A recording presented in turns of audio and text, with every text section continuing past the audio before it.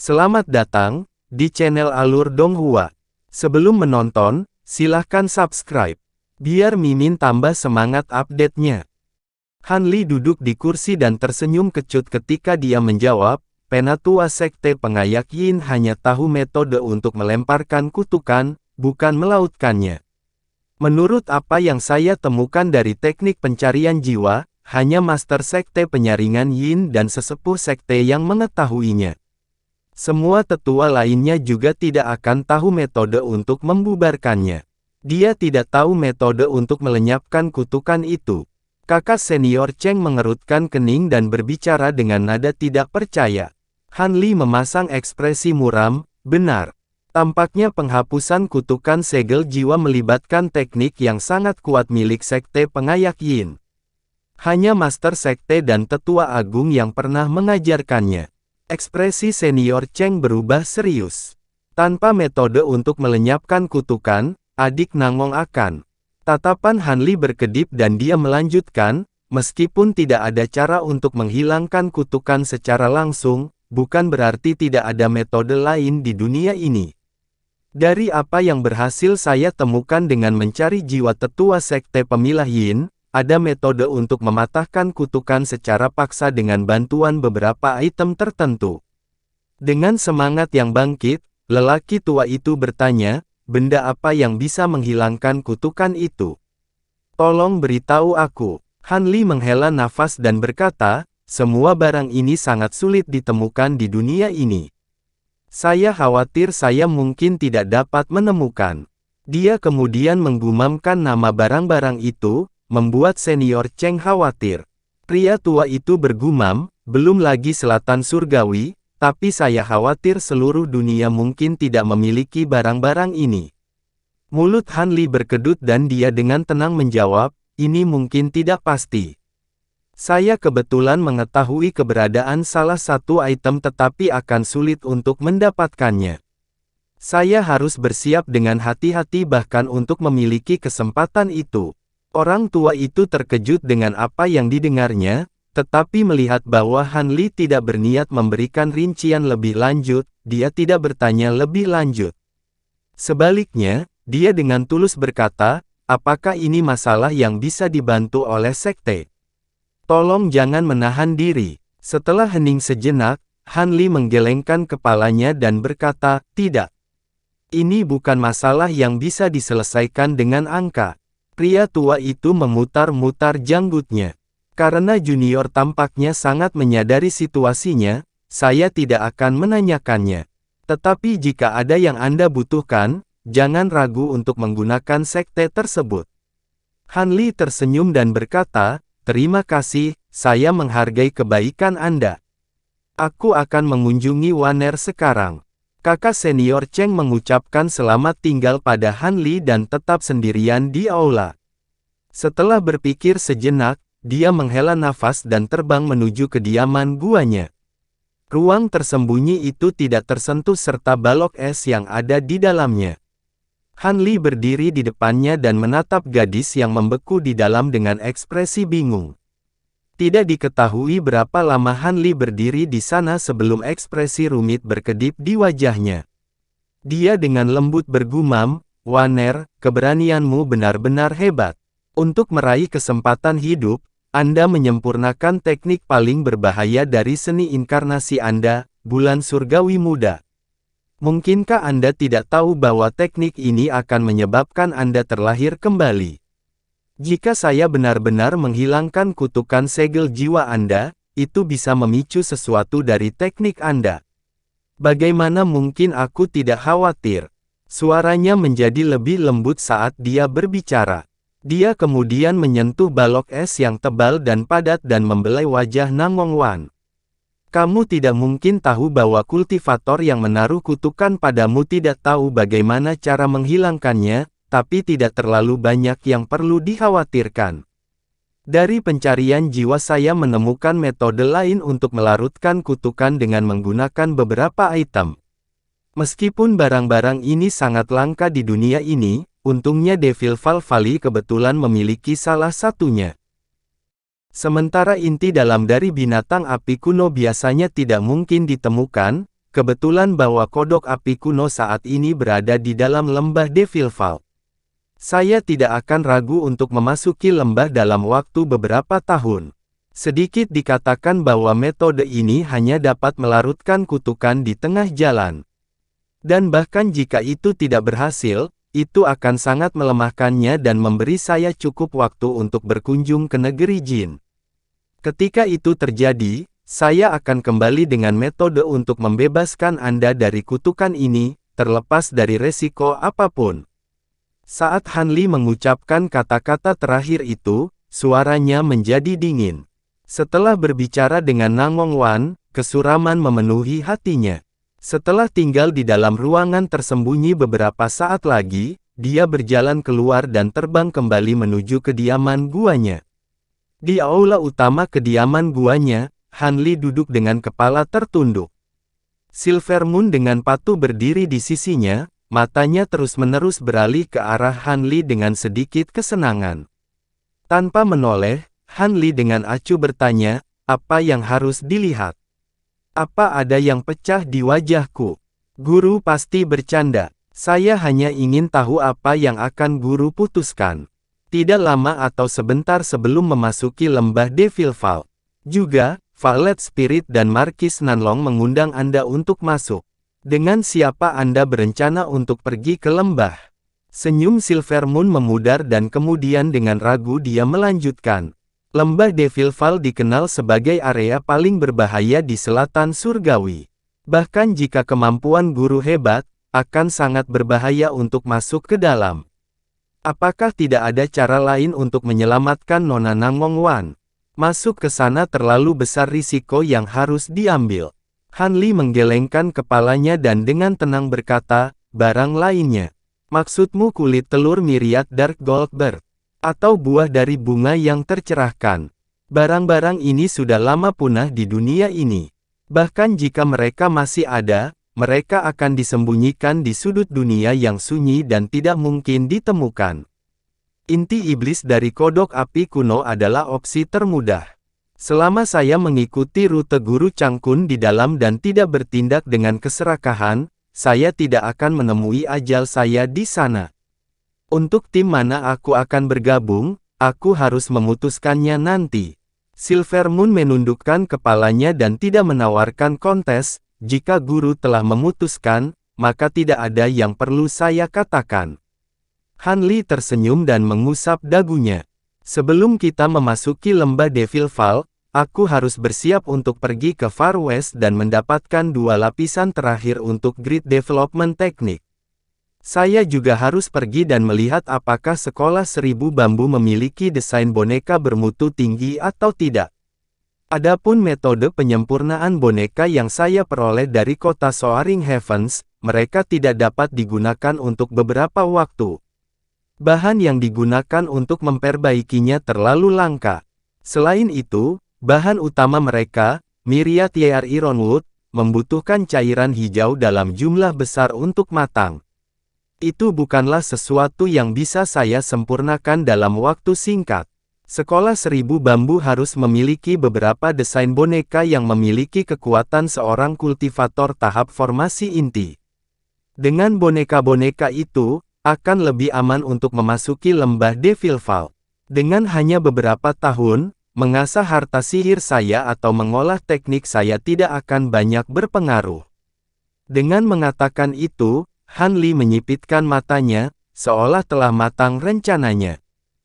Kata-kata guru memang masuk akal, mari kita lakukan apa yang Anda katakan. Setelah beberapa pemikiran, Silvermoon tersenyum dan setuju. Untuk sesaat, ekspresi menawan muncul di wajahnya. Tiba-tiba, sesuatu muncul di benak Han Li dan dia mengerutkan kening. Namun, akan agak sulit untuk tiba di Far West meskipun berdekatan dengan selatan surgawi. Saya harus melewati negara bagian Zudao yang benar dan gurun pasir ribuan kilometer. Gurun. Silvermoon membuka mulutnya karena terkejut. Betul sekali. Belum lagi ada yang aneh dengan gurun pasir, langitnya selalu dilanda badai angin yang dahsyat. Jika kita ingin melewatinya, kita hanya bisa berjalan atau kekuatan sihir kita akan habis di tengah jalan. Selain itu, Far West hanya seukuran dua negara berukuran sedang di selatan surgawi dan cukup miskin. Akibatnya, sementara sebagian besar surgawi selatan mengetahui keberadaan mereka, tidak ada yang menganggap upaya untuk melewati gurun itu sepadan.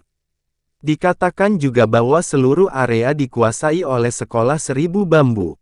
Silvermoon mengerutkan kening dan dengan cemas berkata, karena kita tidak bisa terbang melintasi padang pasir, bukankah itu akan memakan waktu terlalu lama?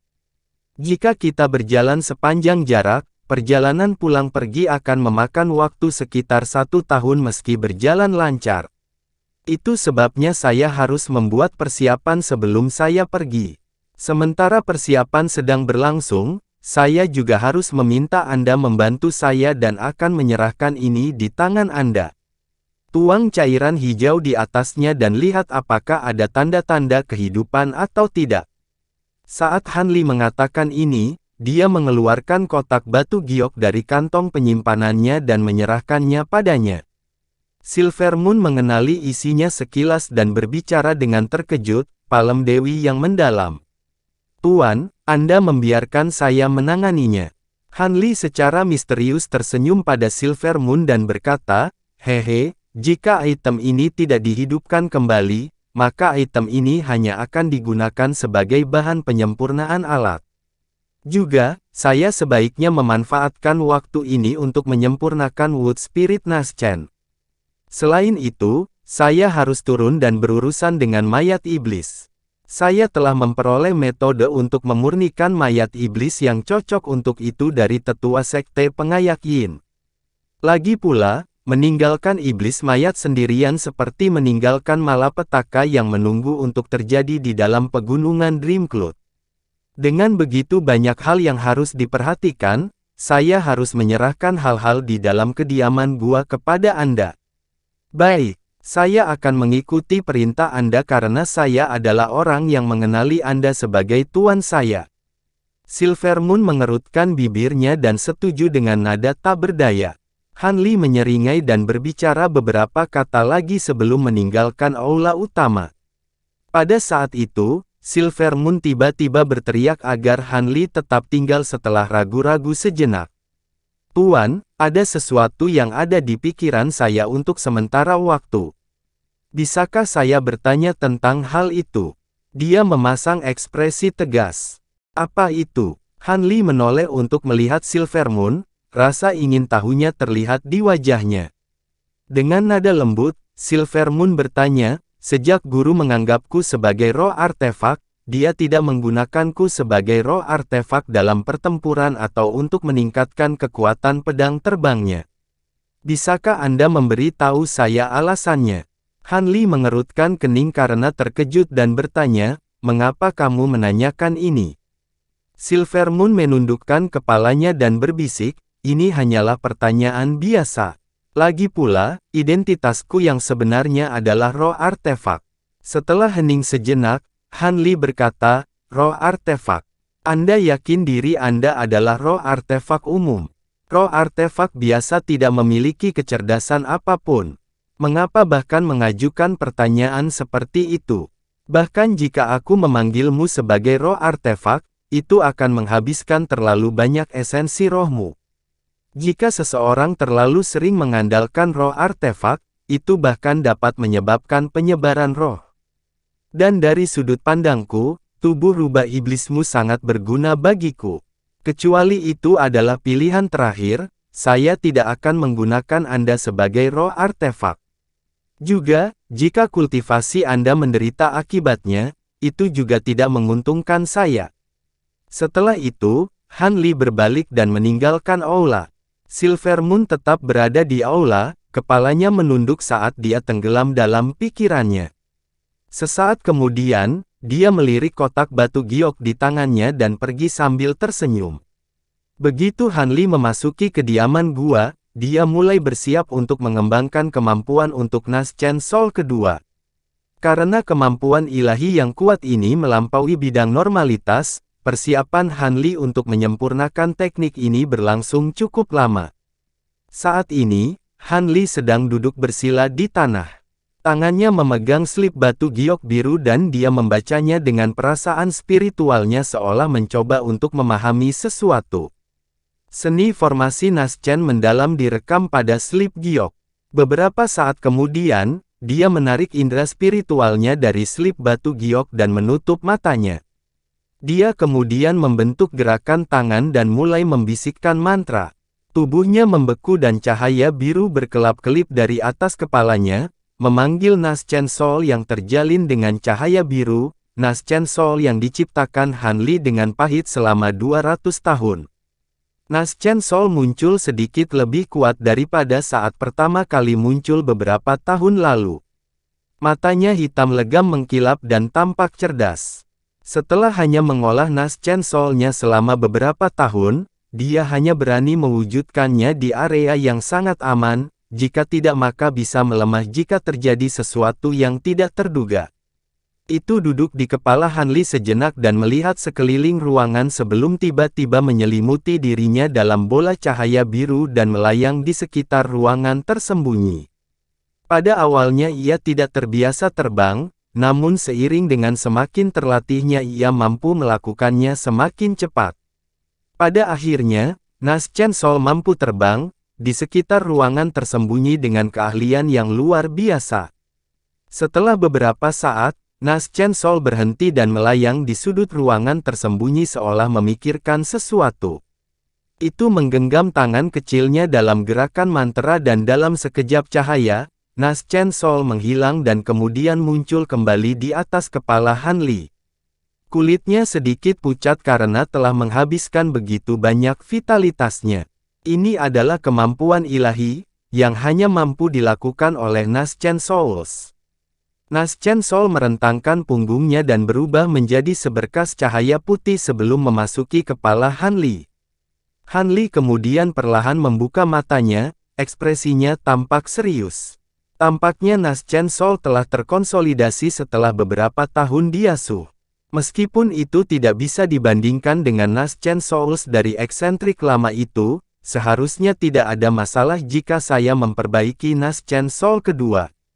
Han Li bergumam, setelah itu, dia menamparkan kantong penyimpanan dan memanggil kotak batu giok yang dipenuhi jimat.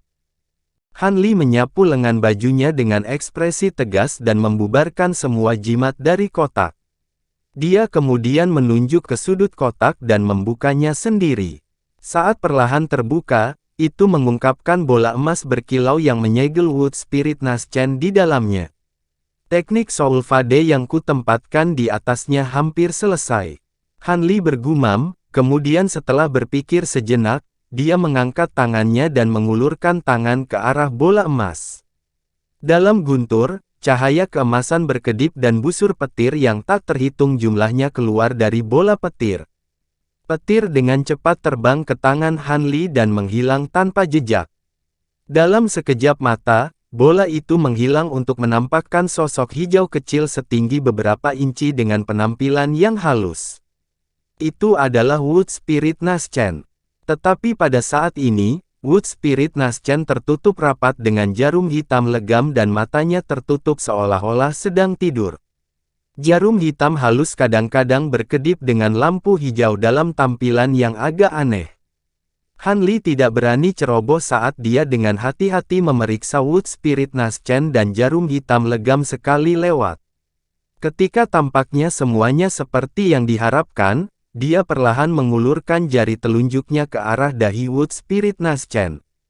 Sebelum dia benar-benar mengulurkan jarinya, bola cahaya hijau seukuran kacang meledak dari ujung jarinya dan berubah menjadi benang cahaya hijau. Tangan Han Li tetap diam saat benang menembus dahi Naschen Soul, membaca keadaan internal Naschen Soul. Setelah beberapa waktu, Han Li menghela nafas dan menarik jarinya, mengingat kembali benang hijau itu. Han Li mengelus dagunya sambil merenungkan tindakan selanjutnya. Tiba-tiba, dia melambaikan tangannya dan jarum yang mengelilingi Wood Spirit Naschen terbang ke lengan bajunya. Wood Spirit Naschen tetap berada di dalam kotak kayu, masih tidak sadarkan diri. Setelah memutuskan apa yang harus dilakukan, dia membentuk gerakan mantra aneh dengan tangannya dan memukul Wood Spirit Naschen dengan segel mantra. Wood Spirit Naschen melayang dari kotak batu giok dan mencapai ketinggian kepala Han Li. Kemudian duduk bersila di seberang Han Li yang menutup matanya dan memberi perintah. Cahaya biru bersinar dari atas kepalanya, memanifestasikan Naschen Soul-nya sekali lagi. Kali ini, Naschen Soul tidak tampak sebahagia sebelumnya. Sebaliknya, ekspresinya tegang dan hikmat. Itu mengangkat kepalanya untuk melirik Wood Spirit Naschen yang melayang di seberangnya. Sosoknya kemudian kabur saat mendekati Wood Spirit Naschen yang duduk bersila. Wood Spirit Naschen tingginya hanya 2 inci, 1 inci lebih pendek dari Naschen Soul Han Li. Ketika keduanya berdiri berdampingan, mereka tampak berselisih. Tetapi pada saat itu, Naschen Soul Han Li mulai mengucapkan mantra samar sebelum menembakkan bola esensi roh biru langsung ke wajah Wood Spirit Naschen. Ekspresi roh Naschen bergerak dan perlahan membuka matanya. Namun, ekspresinya kusam dan matanya tak bernyawa seperti boneka. Naschen Soul Han Li muncul seolah sedang menghadapi musuh besar. Itu dengan cepat membentuk gerakan mantra dan menatap Wood Spirit Naschen dengan mata lebar. Pada saat itu, 2 berkas cahaya biru keluar dari mata Naschen Soul dan langsung memasuki mata Wood Spirit Naschen di seberangnya. Tiba-tiba, kedua sosok itu bergetar dan Wood Spirit Naschen menjerit kesakitan, sebelum jatuh dari langit dan berguling-guling di lantai, seolah menderita rasa sakit yang luar biasa. Pada saat yang sama, Naschen Soul Han Li melayang di udara dan juga memasang ekspresi kesakitan di wajahnya, tapi masih bisa mempertahankan kendali dengan paksa. Jeritan menyakitkan dari dalam ruangan sesekali muncul sepanjang hari sebelum akhirnya menghilang. 2 hari kemudian, Han Li berjalan keluar dari ruangan dengan wajah lelah, tetapi sedikit kegembiraan terpancar dari matanya. Di masa lalu, dia takut akan potensi reaksi dari menyerang kesadaran Wood Spirit Naschen. Jadi dia tidak segera menggunakan teknik untuk membentuk Naschen Soul kedua, dan menggunakan teknik Soul Fade dari seni Yin yang mendalam, dan jarum memudar untuk melemahkan Wood Spirit Naschen. Setelah dilemahkan untuk waktu yang lama, kesadaran Wood Spirit Naschen sekarang benar-benar melemah. Dalam keadaan seperti itu, Han Li dapat dengan mudah menghapus jejak terakhir dari kesadarannya dengan indera spiritualnya yang sangat kuat. Dengan kesadaran Wood Spirit Naschen terhapus, dia menuangkan sebagian dari indera spiritual ke dalamnya, dan menggunakan teknik rahasia untuk mengasimilasi Naschen Soul sebagai miliknya.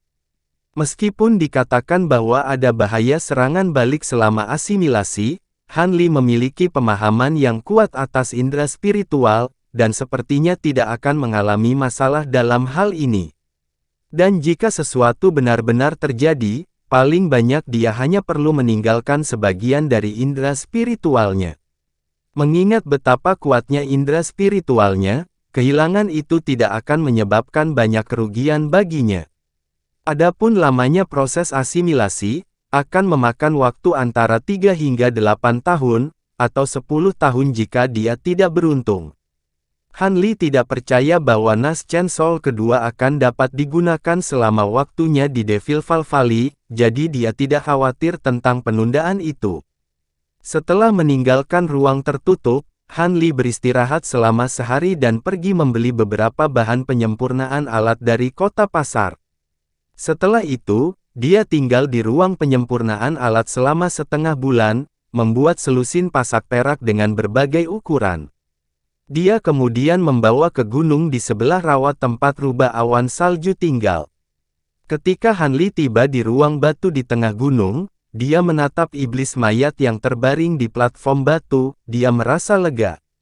Dia mengeluarkan kotak batu giok dari kantong penyimpanannya yang disegel dengan jimat emas, dan kemudian mengeluarkan pasak perak satu persatu, saat dia melihat iblis mayat yang sedang berbaring.